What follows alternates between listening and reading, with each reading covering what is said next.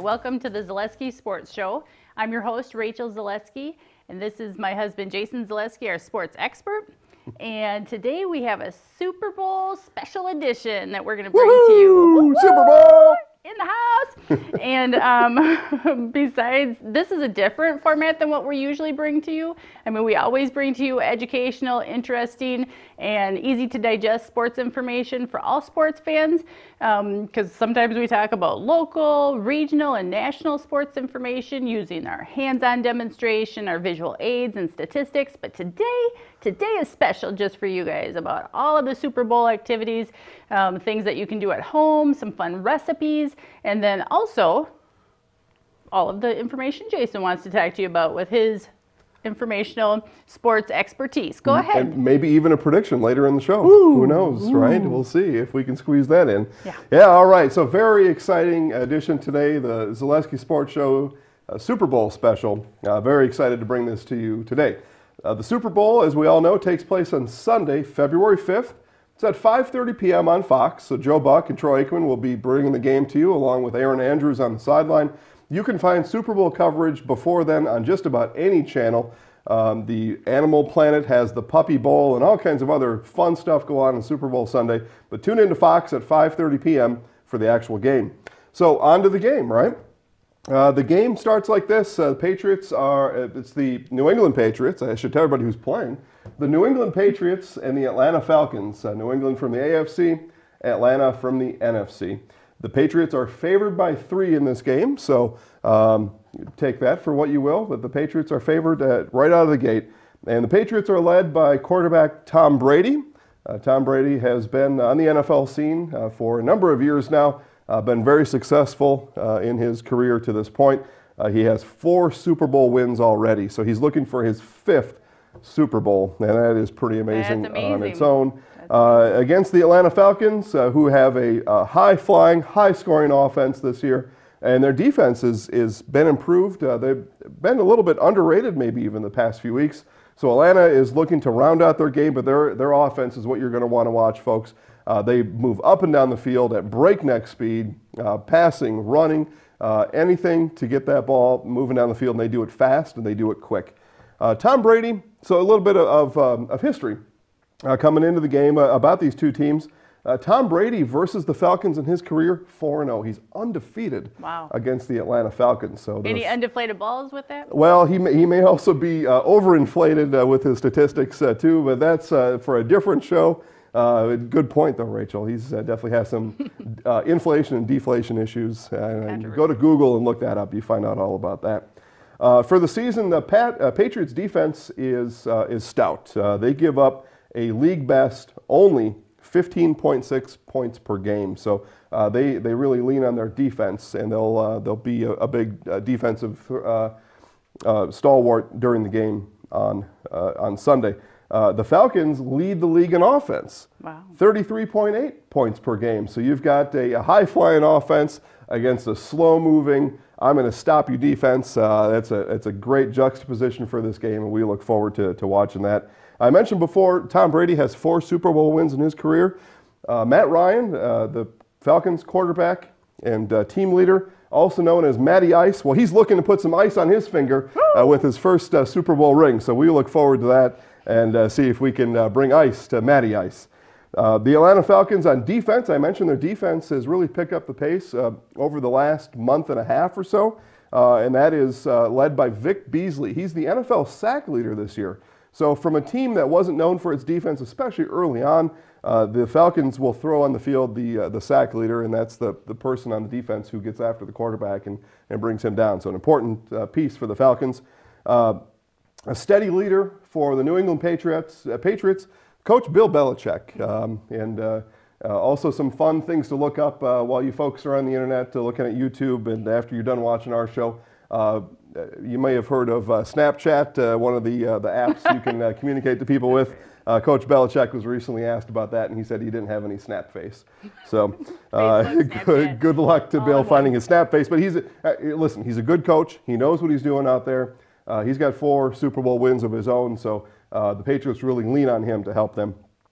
As we look at the game in particular, in recent Super Bowl history, The team that leads the NFL in scoring and makes it to the Super Bowl are only 1-5 in the Super Bowl. So teams that are high in scoring doesn't always equal Super Bowl wins. As a matter of fact, in the 6 times it's happened, they've only been victorious once. And we talk about dark and white. What does that mean? Well, in the Super Bowl, the home team, or in this case the Atlanta Falcons, get to choose the color of their jerseys. And they get to choose if they're going to wear their darks or their whites. So here's some advice, Atlanta.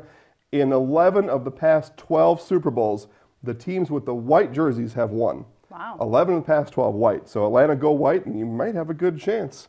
We'll see what happens. So we're looking forward to the game. And stay tuned. We might have a prediction for you later. So why what if both teams choose white? Now, wouldn't that be just kind of awkward? Well, the other team has to choose the opposite. Oh, right. Or that would be awkward, wouldn't it? Yes. And I wouldn't know who to throw the ball to if everybody was wearing white. Right, I agree. Yeah. I agree. All right, so the other things that we wanted to talk about in our show today, again, was I have top 10 must-eat items for your Super Bowl Sunday meals, snacks, anything that you are interested in eating. You make sure to check out these recipes. So I found 10 ideas of snacks to eat, and you can go to www.realsimple.com, and then you can find all of these recipes on their website. I'll put a little snippet down below so you can know where to follow. But the top 10, so I'm going to start with not as great, but down to the best. So the top 10 this is your opinion. Snacks. Yeah, my opinion, oh, sorry. I see. Okay. The website offered 20 options, but these are my top 10. All right. The number 10 would be chips and dips. So any kind of chips and dips. You've got your tortilla chips, you've got regular potato chips with guacamole, ranch dip, anything that you can think of. Chips and dip are good. I don't always like that guy eating chips right next to me. I'm trying to listen to the game and he's crunching on those chips all the time. So if you do that, I'll sit in the other side of the room. All right, well, then maybe just keep the snack table in a different room. The other option, number 9, would be barbecue chicken nachos. So this was really interesting. You put some barbecue shredded meat on top of your nacho chip and then all the other fixings that you want to add to that and just eat it that way. So number 8 would be, of course, the classic pigs in a blanket. Yeah, who can go wrong with that? Some breading around little weenies and baked in the oven. Those are wonderful. Number 7 is something that I saw was called bacon wrapped potatoes with a creamy dill sauce. Now, doesn't that sound tasty? Sounds good. Sounds complicated. Anything to do with bacon, I'm for it. Number 6 would be mini ranch burger sliders. So, of course, small, easy, bite size, fun to eat. You probably could eat a lot of them and just not know it. So, especially if you're watching the game. Number 5 would be cheese quesadillas with salsa dipping sauce. So again, just bite-sized snack items, alternative to any of the beef type of products. And then number 4, of course, you have to have your veggie trays. So anything that's easy to grab: celery, carrots, cauliflower, broccoli, ranch, terrific. And then also, of course, you got to balance off your veggies with a fruit tray. So watermelon, grapes, pineapple, really anything that's something that you can get your hands on. Papaya, mango too? Yeah, why not? Why not? And Go crazy, it's a Super Bowl. Of course, 2 would be any of your desserts. So, of course, I'm a huge chocolate lover. Brownies, scotcheroos, those are my favorite. And then the last, number 1 snack that you should have at your Super Bowl gathering would be something that we call buffalo cauliflower wings. Wow, that sounds good. It doesn't it? Yeah, wow, that sounds really good. And in the show today, we have made a special tray of our own buffalo cauliflower wings. And at the end of the show, we will show you what they look like. So stay tuned for that. So the other question, those are my top 10. Those are the best. Yeah. So one of the things that I wanted to ask you, Jason, was sometimes what we find that happens in our home on Super Bowl is that Super Bowl Sunday is that everybody's there to begin with when the game starts, but some people either nod off or people who are not really that interested in the game could leave the room. So, especially little kids, right? especially little Yeah. kids, you know, you want them there, you want to enjoy the game, you want them to get excited, enjoy the game. So we have instilled a game in our family on how to get the kids involved. So go ahead, tell us a little bit more about what you've done to help our kids and the rest of us, myself, be enjoying the game. And Well, watching. one thing I remember most is when the kids were little. I would go to the bank, of course, a couple days before the game and get 2 rolls of pennies. And then before each play, the kids would guess run or pass, if the play was going to be a run or a pass. And if they got it right, they got a penny. If they got it wrong, they got a chance to on the next play. I didn't take any pennies away from them. So if they got it right, they got a penny, and we played that throughout the game. And hopefully I didn't run out of pennies. Usually I didn't. And then at the end, the pennies were worth maybe some other things, some snacks or some fun things, or maybe I would do the kids' chores one day if they had enough. So that was always fun to play. That's right. Good thinking.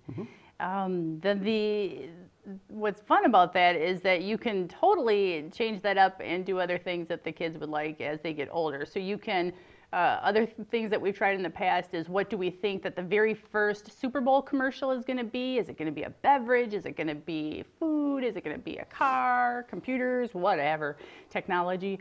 So those are fun games just to kind of predict and guess what's going to happen next through the whole rest of the game. So.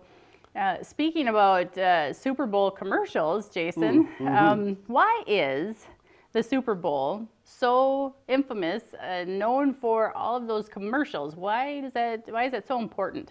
Well, as the Super Bowl has gone on through the years, one thing that has become very evident is that the Super Bowl has become a worldwide phenomenon. People from all over the world tune in to watch the game. So we've got tens and maybe even hundreds of millions of people watching this game. And what better way for people selling Nestle Pure Life water to get their product out? Well, put a commercial on during the Super Bowl. And you're guaranteed a humongous audience, a huge audience for the Super Bowl. And so and then what's happened, I think, over the years is the sponsors and the product creators want to outdo each other on making their commercials the most funny and the most hilarious and the most elaborate and the most crazy. And it just turns out to be a huge entertainment piece of the Super Bowl all on its own. So even if you're not a fan of sports or a fan of football, tune into the Super Bowl, you're going to be entertained. Excellent. And then can you tell us why the Super Bowl this year is going to be played in the Texans stadium versus at the Patriots or versus yeah, well, the other team? Yeah, any other team. The Packers maybe, right? Why isn't the Super Bowl in Green Bay? Why is it at some other location? Well, so a couple things that have led to this, but most notably fairness. The NFL decided long ago that they want to have the Super Bowl in a neutral site, and they've had that. A team has never played in its own home stadium in the history of the Super Bowl. Now that's part by chance and just part well, I guess it's all by chance in this case, or the teams that host that year just didn't do well enough to get to the Super Bowl. Teams apply to the league to host the Super Bowl many years in advance, and there's a Super Bowl committee that chooses in these many years in advance of what cities and what teams will host the Super Bowl. So a number of years ago, the Minnesota Vikings completed a brand new stadium, and they used that as part of their application package to the NFL to say, hey, we've got this brand new stadium, it's state of the art, it's lovely, we've got enough hotel space in the area, all those things combined, just like applying for a job, and who's got the best resume. And those teams are chosen to host the Super Bowl. And this year, the NFL committee decided that Houston should host the Super Bowl. Excellent. Thank you for that. The last question I'm going to ask you is, so Super Bowl, this big term, Super Bowl. So is that what the players get as their prize for winning? Is something that looks like a bowl and is super big? Or what do these players come home with, these teams, when they win? Well, that would be something, wouldn't it? Everybody got a bowl. But they get things a lot better than a bowl, as it turns out. For one, they get some extra money. The Super Bowl pays the winning and even the losing team. Those players get a little extra money, so maybe they would buy some bowls at home if they needed some. The winning team, everybody gets a Super Bowl ring, and it's a huge ring that really fits well over the finger, encompasses almost a half of their hand by the time it's done. It's studded with diamonds and other things, engravings from the team. Maybe something about their year that was memorable or a slogan the team had gets engraved in there. But they get a ring. Some of the players that do well, maybe if you're named the MVP, you're given a car. Indirectly, you're in the Super Bowl and you perform well, you're maybe given a new contract. But the Super Bowl ring is what the winners bring home, and they bring home a lifetime of experience and success. Do they get any kind of trophies like the Vince Lombardi trophy at all? Or is that the team gets the Vince Lombardi trophy. So the team has that, and they get to put that back in their trophy case back at home, and that's always fun to have for those teams that have won Super Bowls during the years. Big bragging rights. That's Gotcha. right. Gotcha. Okay, so I told you and I promised you that I would tell you what the #1 best snack was. And like I said, it was the spicy buffalo cauliflower wings. Wings, thank you. So we have some here, I'm sorry. And I would like to bring it out here to show everybody. And as we're tasting these, then we can go ahead. Oh, don't they look lovely and nummy and tasty? As we're tasting these, then we can go ahead and talk about our prediction. Yeah. Okay. Well, I think we got to dig in because these are great. These were #1 on your list, right? These are #1. Yeah. Cauliflower wings. Cauliflower wings. They look like wings, and they're going to taste like wings. Oh, they taste great. Mm-hmm. They really do. And cauliflower, you make your doctor happy. Tell him you ate cauliflower during the Super Bowl. So, yeah, really good. Make those, guys. Make those at home. Mm-hmm. You'll have we'll go ahead and put the recipe also up on the screen for you here in just a bit. Yeah. So I talked a lot about some of the stats before. Now let's get right to it. Let's do a couple predictions. I think that's always fun. So I mentioned that that the white team has won 11 of the past 12 Super Bowls. I have it on good information that the Atlanta Falcons are wearing white. So let's call it that 12 of the past 13 winners will have worn white. I got the Falcons 27, Patriots 23. What do you got? Oh my goodness gracious. I'm going to tell you this, that I think that the Patriots have had enough wins. I think that the Falcons are also going to be winners, but only because they want it that much more. It's been a long time since they've gotten to this far in the series, and I think that they are going to be the victors on this game. And go Dirty Birds! There you go. That's right. All right. Well, thanks for tuning in to the Super Bowl special. We've had a great time. Rachel, close it out. Yeah, I'm your host, Rachel Zaleski. This is my husband, our sports expert, Jason Zaleski, and this is the Zaleski Sports Show. Definitely, if you have any questions or comments or other topics you'd like us to touch on, please give us an email, drop us a line. Email address is zaleskisportsshow@gmail.com. Make sure you just let us know whatever you're thinking, and we'd be happy to read all those emails. So then go ahead and enjoy the Super Bowl. Yahoo! Go Super Bowl. Super Bowl. Have fun, guys. Have fun watching the game. We'll talk to you next time. Thank you.